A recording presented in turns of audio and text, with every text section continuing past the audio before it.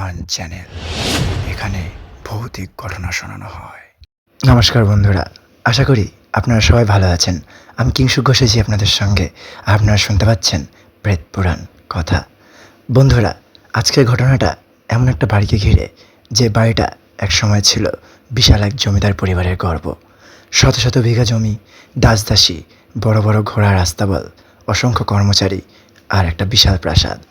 কিন্তু আজ সেই বাড়ির চারপাশে দিনের বেলাতেও কেউ যেতে চায় না, কারণ গ্রামের মানুষ বিশ্বাস করে ওই বাড়িতে রাত নামলে বাড়িটা আর খালি থাকে না। সেখানে কেউ হাঁটে, কেউ দরজা খোলে, কেউ জানালায় দাঁড়িয়ে থাকে। আর সবচেয়ে ভয়ঙ্কর ব্যাপার, বাড়ির পুরনো ঘড়িটা বন্ধ হয়ে যাওয়া বহু বছরের পরেও প্রতি রাতে ঠিক একই সময়ে বেজে ওঠে। আজকের ঘটনাটি আমাকে জানিয়েছেন একজন ব্যক্তি।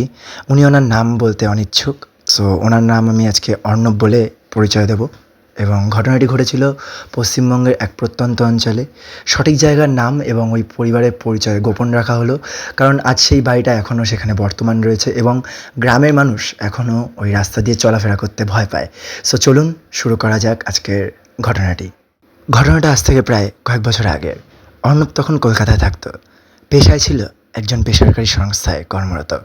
তার সঙ্গে আরও 3 জন বন্ধু ছিল, সৌম্য, রোহিত এবং নীল। 4 জনের বন্ধুত্ব ছিল বহুদিনের। তারা মাঝে মধ্যেই ঘুরতে যেত, তবে এবার তাদের উদ্দেশ্য ছিল একটু আলাদা। তারা কোনো পর্যটন স্থলে যাচ্ছিল না, তারা যাচ্ছিল একটি পুরনো জমিদার বাড়িতে। অর্ণবের এক আত্মীয় সেই বাড়ির সঙ্গে সম্পর্কিত ছিলেন। বাড়িটা বহু বছর ধরে বন্ধ পড়েছিল, কিন্তু কিছু জমি সংক্রান্ত কাগজপত্রের জন্য অর্ণবকে সেখানে যেতে হয়েছিল। শহর থেকে গাড়িতে প্রায় 5 ঘন্টার পথ। রাস্তা যত এগোচ্ছিল ততই চারপাশ বদলে যাচ্ছিল।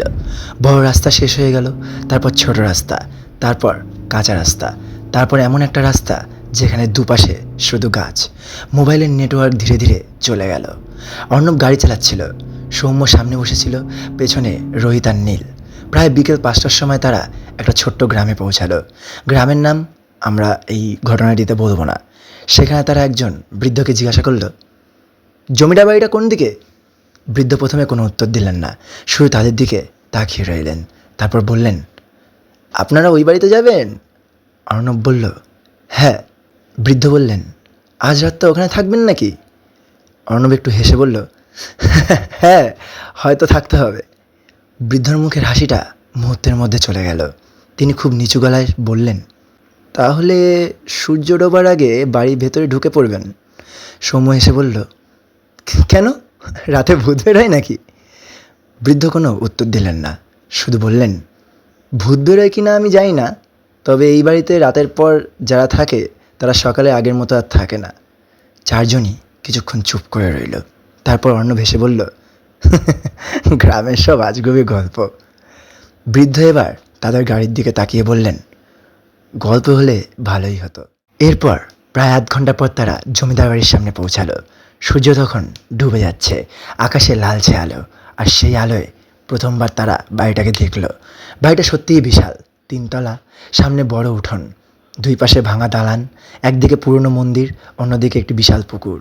বাড়ির সামনের অংশে বড় বড় স্তম্ভ, কিন্তু সব কিছুর ওপরে যেন সময়ের ধুলো জমে আছে।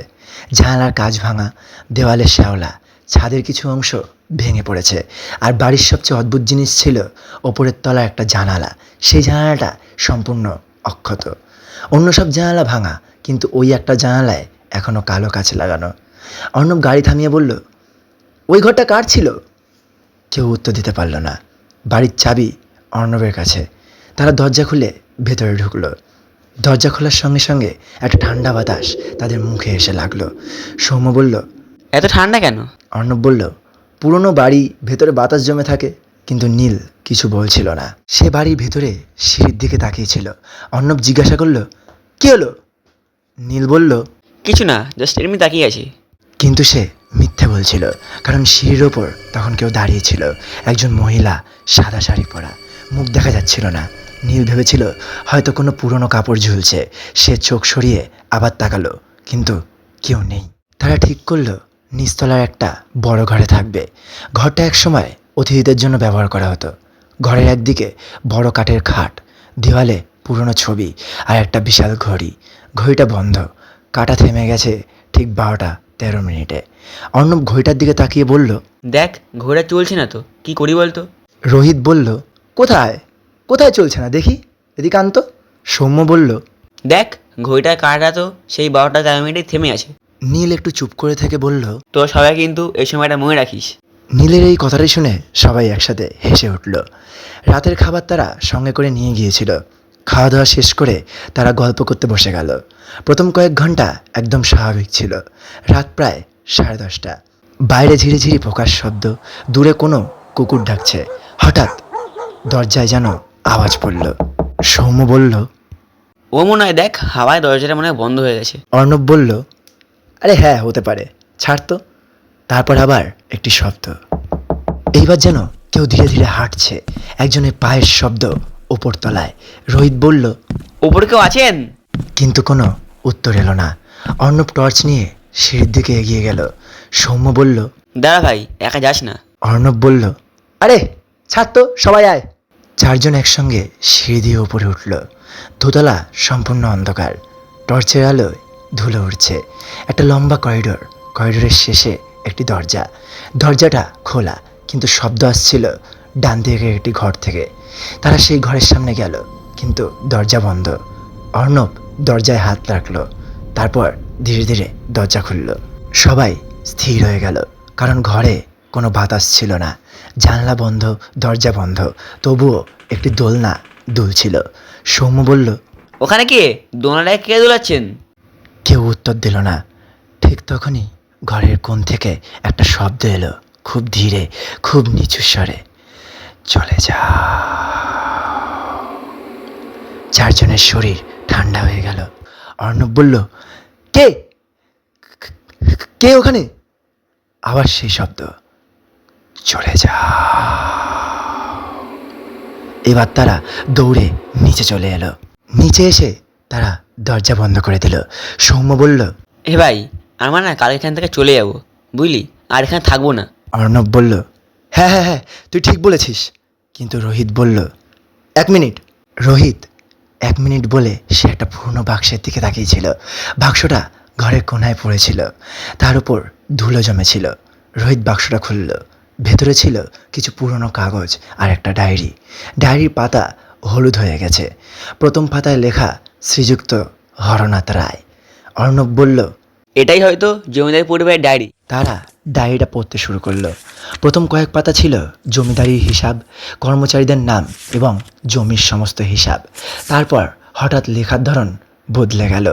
একটা পাতায় লেখা, আজ রাতেও ওপরের ঘর থেকে শব্দ এলো।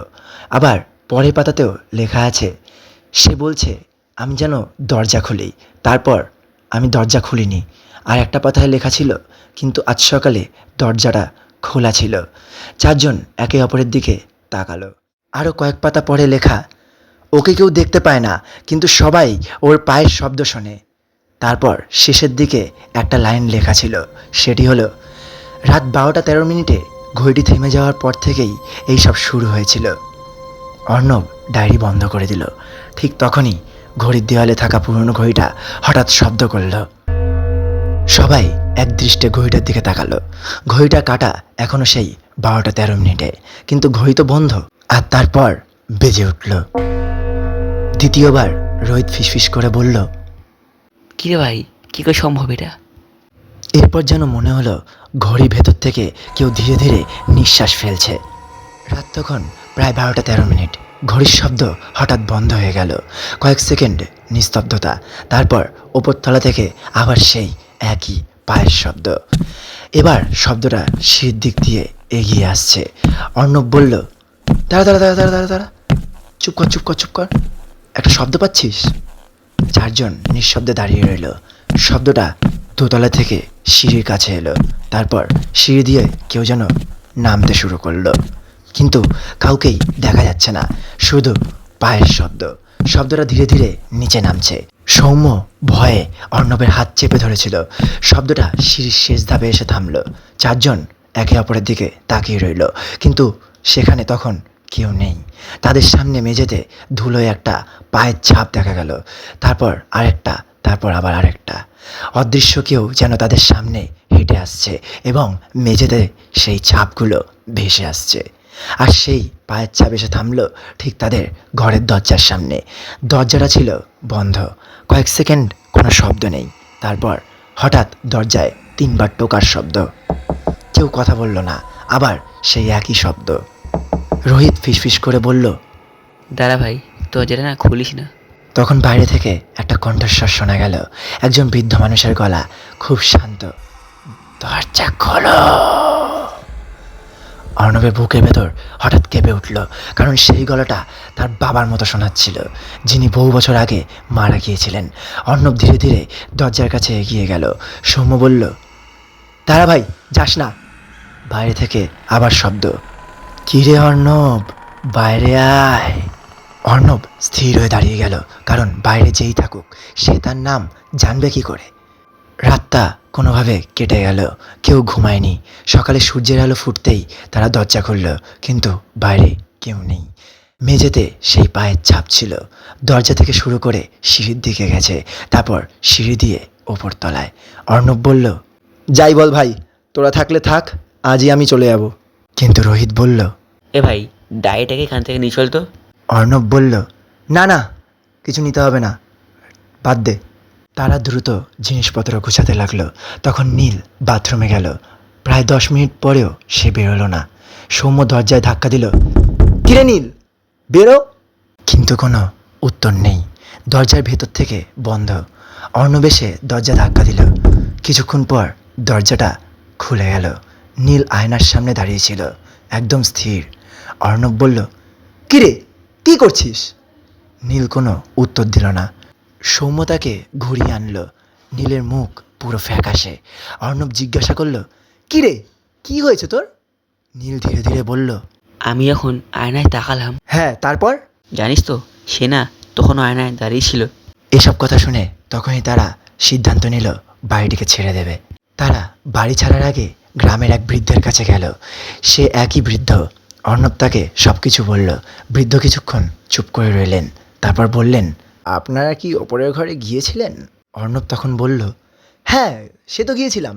বৃদ্ধ বললেন, তাহলে আপনারা ওকে জাগিয়ে দিয়েছেন। সৌম্য বিরক্ত হয়ে বলল, কে, কাকে জাগিয়েছি? বৃদ্ধ বললেন, মৃণালিনী, জমিদারের একমাত্র মেয়ে। বৃদ্ধ বলতে শুরু করলেন, অনেক বছর আগে ওই বাড়িতে থাকতেন জমিদার হরনাথ রায়, বুঝলে তো?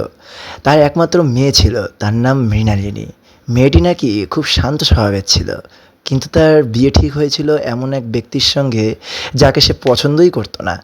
মৃণালিনী অন্য একজনকে ভালোবাসতো, কিন্তু জমিদার সেই সম্পর্ক মেনে নেননি। এক রাতে মৃণালিনীকে ওপরে একটি ঘরে আটকে রাখা হয়। সেই রাতেই বাড়িতে একটা ভয়ঙ্কর ঘটনা ঘটে। বৃদ্ধ পুরো ঘটনাটা বলতে চাইছিলেন না, শুধু বললেন, সকালে ঘরের দরজাটা খোলা ছিল আর মৃণালিনী। বৃদ্ধ অনেকক্ষণ চুপ করে থেকে বললেন, তারপর থেকে কেউ তাকে আর দেখেনি। অর্ণব বলল, বুঝতে পারলাম না ঠিক, কি বলতে চাইছেন আপনি? বৃদ্ধ বললেন, শুধু তার পায়ের শব্দ শোনা যেত। সেই রাত থেকেই জমিদার বাড়িতে শুরু হয় অদ্ভুত ঘটনা। প্রথমে দাসীরা শুনতো রাতে উপরতলায় কেউ হাঁটছে, তারপর দরজায় টোকা, তারপর আয়নায় একটি মেয়ের ছায়া, কিন্তু কেউ তাকে সরাসরি দেখতে পেত না। বৃদ্ধ বললেন, ও শুধু একটা কথাই বলে। অর্ণব জিজ্ঞাসা করল, কি কথা? বৃদ্ধ তার দিকে তাকিয়ে বললেন, চলে যাও। অর্ণবরা সেই দিনই চলে যেতে চেয়েছিল, কিন্তু সমস্যা হলো গাড়ি স্টার্ট নিল না। অনেক চেষ্টা করেও গাড়ি চালু হলো না। মেকানিককে ফোন করার মতো নেটওয়ার্কও নেই। গ্রাম থেকে লোক আনতে সময় লাগবে। তখন বৃদ্ধ বললেন, আজ রাতটা আমার বাড়িতেই থাকুন। কিন্তু অর্ণবের মনে হলো সে বাড়ির ভেতরেই সে থাকতে চায়, কারণ ডায়েরির শেষ পাতায় একটা কথা লেখা ছিল, যদি কখনো সে আপনাদের নাম ধরে ডাকে উত্তর দেবেন না। অর্ণব ভাবছিল, গত রাতে তো সেই অদৃশ্য কণ্ঠস্বর তার নাম ধরে ডেকেছিল, তাহলে কি ব্যাপারটা এখানেই শেষ? সন্ধ্যা নামার আগেই তারা আবার জমিদার বাড়িতে ফিরে এলো। এবার তারা নিচতলার ঘরে না থেকে বাড়ির সামনে একটা ছোট ঘরে থাকলো। সব দরজা বন্ধ, সব জানালা বন্ধ। 4 জন পাশাপাশি বসে। রাত ঠিক 11টা, কিছুই হচ্ছে না। আবার 11:30, 12টা, এমন করতে করতে 12:10।